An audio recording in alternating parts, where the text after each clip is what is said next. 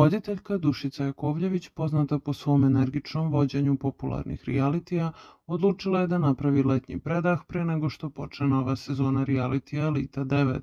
Ova odluka je mnoge njene obožavaoce obradovala, jer će imati priliku da uživaju u njenim letnjim avanturama.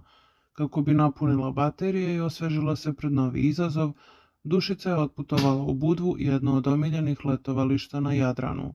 Na svom Instagram profilu voditeljka je podelila snimak sa plaže u kupaćem kostimu koji je savršeno istakao njene obline.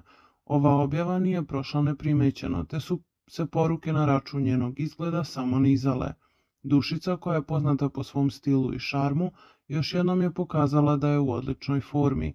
Njene obline su bile u centru pažnje, a obožavaoci su je pohvalili za njen izgled i samopouzdanje koje isijava.